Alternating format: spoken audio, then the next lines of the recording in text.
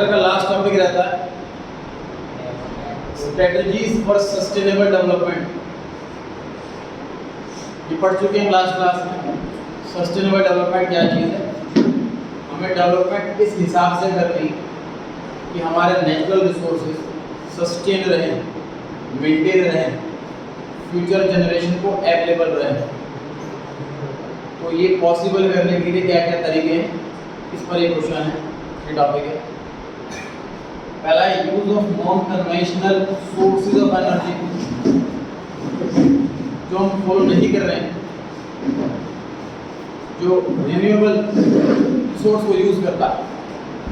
जैसे India is usually dependent on thermal and hydro power plant. पहले का आया था जो कोयले से और पानी से बनने वाले पावर प्लांट पे ज़्यादा डिपेंड है इंडिया इलेक्ट्रिसिटी बनाने के लिए to heat power needs, but both these sources have adverse environmental effects. पानी की कमी होगी, कोयले की कमी होगी, नॉन रिन्यूएबल है दोनों। इसीलिए non conventional sources like wind power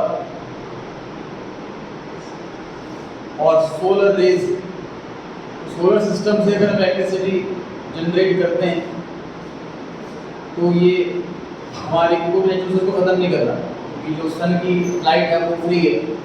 अगर हम उसको यूज़ नहीं कर रहे, वो वेस्ट ही हो रही है। तो अगर हम सोलर प्लांट लगा दें अपने घर की छत पे, तो सोलर की एनर्जी वो स्टोर कर लेगा अपने अंदर और फिर वो हम यूज़ करेंगे इलेक्ट्रिसिटी के लिए।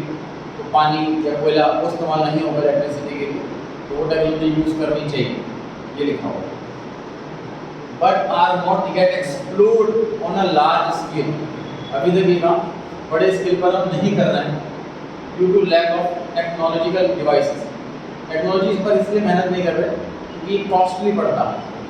सोलर सिस्टम पूरा प्लांट करना, उसके आगे मेंटेनेंस का खर्चा लोगों को महंगा पड़ता है नॉर्मल इलेक्ट्रिसिटी बिल के मुकाबले, इसलिए लोग इसको प्रेफर नहीं करते। तो यहाँ हमें ध्यान देने की जरूरत है। In areas with high speed of wind, windmills can provide electricity without any adversity. हवा चलेगी, पंखा घूमेगा, बिजली पैदा होगी, तो ये इसमें कोई कॉस्ट नहीं जा रही है। इसको सेटअप करना बड़ा महंगा होता है। India is naturally endowed with a large quantity of solar energy in the form of sunlight with the help of photovoltaic cells.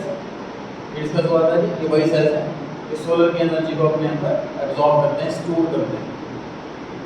Solar energy can be converted, तो उसके बाद वो इलेक्ट्रिसिटी में कन्वर्ट हो जाती है। बोथ द सोर्सेज विंड और solar rays are totally free from pollution, इसमें कोई सूरज की रोशनी में कोई पोल्यूशन नहीं हो रहा, विंड से उनका घूमने में कोई पोल्यूशन नहीं हो रहा। Although their initial cost is high, setup cost जो है वो महंगी है, इसलिए लोग उसको अवॉइड करते हैं।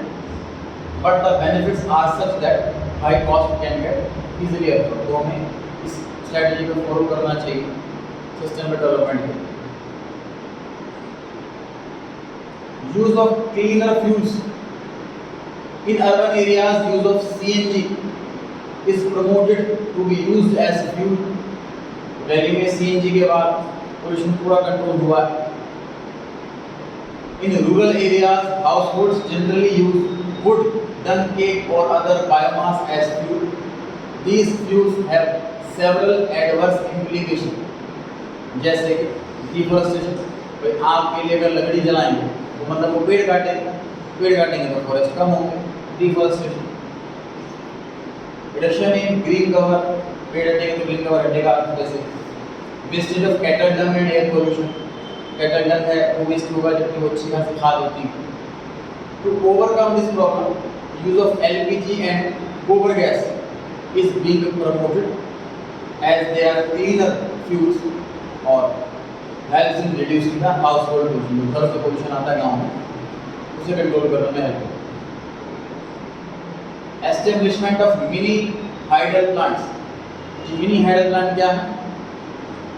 नॉर्मली जो पानी से, जो टरबाइन से जो पानी बनता, इलेक्ट्रिसिटी बनती है, जो मैंने यहाँ पढ़ा हाइड्रो पावर प्लांट जो पानी से बनता है, जनरली बड़े लेवल पर होता है। अगर यही प्लांट हम छोटे लेवल पर बनाएं और जहाँ कोई ऐसा एरिया यहाँ पे झरने से पानी गिरता है, तो झरने से पानी गिरेगा जैसे ही मशीन पर, तो मशीन घूमेगी और इलेक्ट्रिसिटी पैदा होगी। तो उसी का नाम दे रखा है छोटा सा मिनी हाइडल प्लांट। ये भी हाइड्रो प्लांट ही है क्योंकि ये भी पानी से काम करता है, ये भी पानी से इलेक्ट्रिसिटी बनाता है। पानी की क्वांटिटी कम होती है इस वाले एरिया में, इसलिए इसका नाम मिनी हाइडल प्लांट है। In mountainous regions perpetual springs can be found, लगातार झरना गिरते जाता है पानी। उसके बाद होगी these springs can be used to generate electricity turbines के through mini hydel plants.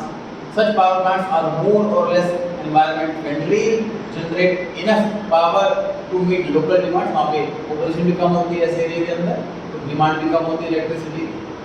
Moreover, large scale transmission towers and cables are also not required in such plants। बड़े बड़े केबल से जो खंभों पे तार जा रही होती है इलेक्ट्रिसिटी की, वो सब की रिक्वायरमेंट नहीं होगी अगर हम ये लगाते हैं। Traditional knowledge and practices. Traditionally Indian people have close to their environment. All practices relating to agriculture system, health care system, housing, transport, सबके सब इको फ्रेंडली होते थे। जैसे तांगा हो गया एग्जाम्पल, ऑटो की बजाय इको फ्रेंडली का पोल्यूशन नहीं हुआ, तो हर चीज़ इको फ्रेंडली होती थी पहले इंडिया में।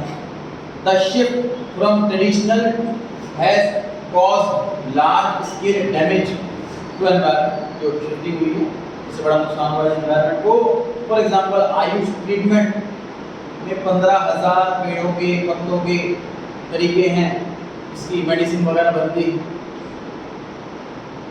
कुछ इलाज अभी भी ऐसे हैं जो एलोपैथी में नहीं, तो आयुष ट्रीटमेंट मतलब कि होम्योपैथी या देसी इलाज, इस टाइप से जो ट्रीटमेंट होती है उससे ठीक किया जाता है। However, with the advent of Western system of treatment, we ignore our traditional system of Ayurveda, Unani, etc. Ayurveda क्या है? आयुर्वेदा में कोई दवाई नहीं है। आयुर्वेदा में ऐसी चीज़ें बनाई जाती हैं नेचुरल चीज़ों से तो हमारी बॉडी को सही रखें, अंदर से खराबी ना हो। यूनानी क्या है? यूनानी आयुर्वेदिक दवाई बनाने का कॉन्सेप्ट है। आयुर्वेदा यूनानी तो एक ही चीज़ें हैं। आयुर्वेदा में पर्टिकुलर डिसीज़ की मेडिसिन नहीं, वो कंप्लीट बॉडी को मेंटेन रखने के लिए, करेक्ट। यूनानी क्या है? पर्टिकुलर मेडिसिन, पर्टिकुलर डिसीज़ की मेडिसिन बनाने का कॉन्सेप्ट है नेचुरल चीज़ों से, आयुर्वेदिक से। These old systems are environment friendly, relatively free from side effects। इसलिए कहता है आयुर्वेदिक मेडिसिन में कोई साइड इफेक्ट नहीं होता। Do not involve large scale industrial and chemical processing, तो बॉडी इजीली ही बन जाती है पत्तों वगैरह से। Use of biocompost, the use of chemical fertilizers to increase the agricultural production has not only adversely affected the large area of productive land but also contaminated the water bodies। Sir pesticide ज़्यादा से ज़्यादा use करने की वजह से एक तो जो सॉइल है उसकी फर्टिलिटी खराब हो रही है, दूसरा उससे जो फूड बन रहे हैं वो भी खराब बन रहा है। लोग बीमार पड़ते हैं, ज़्यादा से बीमार पड़ते हैं। सब्जियों के सभी में इंजेक्शंस हैं, प्लांट को सब्जी अच्छी ग्रो जल्दी ग्रो करे उसके लिए आर्टिफिशियल पेस्टिसाइड डाले जाते हैं, तो वो हार्मफुल होते हैं। Due to use of chemical fertilizers, demand for irrigation has been going up year after year। ज़्यादा से ज़्यादा क्वांटिटी चाहिए, जल्दी से जल्दी क्वांटिटी चाहिए। With the rise in demand for organic food, farmers have again started with biocompost। तो YouTube वगैरह पे वीडियोस वगैरह आती हैं इस चीज़ के, लेकिन नेचुरल चीज़ें करनी है तो नेचुरल चीज़ें उगाओ, केमिकल से पूरा हो, उस हिसाब से हम सब्जियाँ वगैरह फल वगैरह उगाएं। Compost made from organic waste of different type। Biocomposting refers to the process of converting organic waste of various type into natural manure। Organic waste का मतलब फॉर एग्जांपल घर में हम खाना खा रहे हैं तो सब्जियों के फलों के छिलके, तो वो भी ऑर्गेनिक वेस्ट है जो कि यूज़ कर सकते हैं आगे प्लांटिंग में, जो कि in fact in certain parts of the country cattles are maintained only because they produce dung which is an important fertilizer and soil conditioner। तो जानवरों को इसलिए भी रखा जाता है कि उनके डंग को एज अ सॉइल को बेटर करने के लिए यूज कर सकते हैं, आर्टिफिशियल चीज़ें ना हो।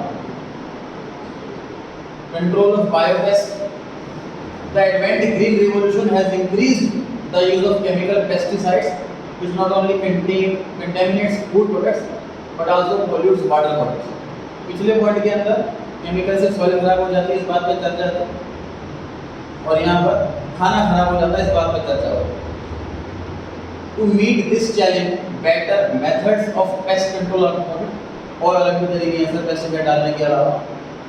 नीम बेस्ड पेस्टिसाइड तो इको फ्रेंडली रहेगा। In addition, awareness is being created for the use of various animals and birds like snakes, lizards, or peacock as natural pest control। मतलब जो खेतों में जो खराब कर देते हैं कीड़े, खेतों को फसल को खराब कर देते हैं, उसके लिए पेस्टिसाइड डाला जाता है। पेस्टिसाइड डालने की बजाय एक नेचुरल तरीका है कि पक्षी वगैरह जो आएंगे वो खेतों पे ऑटोमेटिकली सारे कीड़े खा लेंगे। रोबोट 2 मूवी में यही कॉन्सेप्ट दिखाया गया था कि जो किसान है उनका खर्चा बढ़ता जा रहा है, जो चिड़ियाँ हैं वो टेलीकॉम की वजह से ख़त्म होती जा रही है, सैटेलाइट की वजह से ख़त्म होती जा रही है। पहले जब वो ज़्यादा होती थी तो खेतों में इजीली वही कीड़े वगैरह खा लेती थी, उसमें दिक्कत होती ही नहीं थी। चूहे वगैरह होते हैं उनको सांप खा लेते हैं, इसलिए पेस्टिसाइड की रिक्वायरमेंट होती थी। अब सैटेलाइट की वजह से वो चिड़ियाँ वगैरह मर जाती हैं, तो कीड़े ज़्यादा हो रहे हैं, उनको रोकने के लिए पेस्टिसाइड डालना पड़ता है, कॉस्टिंग भी बढ़ती है किसान की और फूड भी बेकार बनता है। Mixed cropping and growing different crops in consecutive years on the same land have also helped farmers। अगर हम इसी का ध्यान रखेंगे तो ज़्यादा से ज़्यादा चीज़ें बना सकते हैं naturally. Change in unsustainable patterns of consumption and production. With the increase in purchasing power, wasteful consumption linked to market-driven consumerism is stressing the resource base of developing countries further। Income बढ़ती जा रही है, तो wasteful consumption, फालतू के खर्चे वो बढ़ते जा रहे हैं। उस वजह से मार्केट में डिमांड आ रही है, सामान बनाने की ज़्यादा स्ट्रेस आ रहा है कि ज़्यादा से ज़्यादा प्रोडक्शन करो, एक्स्ट्रा प्रोडक्शन करो। It is important to counter this through education and public awareness. पूरा पब्लिक अवेयरनेस जैसे लेदर के लिए काफ़ी अवेयरनेस वगैरह फैलाई गई थी कि जानवरों की चमड़ी से बना हुए चीज़ इस्तेमाल नहीं करनी चाहिए, इसकी अवेयरनेस फैलाई गई। तो काफ़ी लोगों को समझ में आया, लोग डिमांड ही नहीं करेंगे तो सामने वाला बनाएगा भी नहीं। In several areas desirable limits and standards for consumption and production need to be established. तो हर जगह स्टैंडर्ड बना दिए जाते हैं, कुछ जगह पर इसकी ज़रूरत है। जैसे आ जाता है यूपी में लगा कि भाई काऊ का जो मीट है वो नहीं होगा हमारे स्टेट के अंदर, उन्होंने ये कॉन्सेप्ट लेकर के आया, लिमिटेशन लगा दी अपनी सिटी के अंदर। उस तरीके से लिमिटेशन वगैरह लगाए जाए। Applied through appropriate mechanism including education, incentive, legislation. Education मतलब प्रमोट किया जाए, लोगों को नॉलेज दी जाए, इंसेंटिव दिया जाए, कोई बेटर काम करता है उसके लिए इंसेंटिव दिया जाए। लेजिस्लेशन मतलब कि लॉ बना दिया जाए कुछ चीज़ों के लिए। The government of India has taken a large number of steps to sustainable development, or the given strategies, if implemented, will definitely prevent further degradation of the environment। Implement करते हैं सारी की सारी चीज़ें, तो आगे खराब नहीं होगा environment, जितना हो चुका है वो तो हो चुका है। So that natural resources remain a common heritage for future generation। हमारा अगला generation को भी same quality of environment मिले।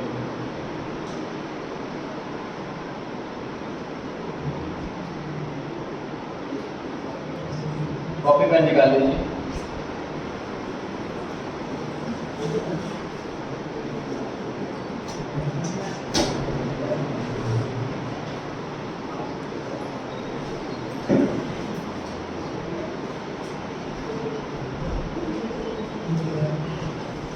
आंसर लिखते जाइए कॉपी। नोट्स की बुक भी याद ले सकते हैं आप।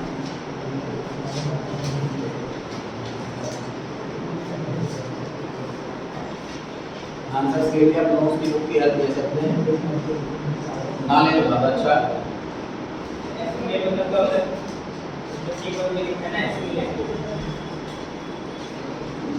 वेस्ट ना होने देना, इसको रीयूज करना।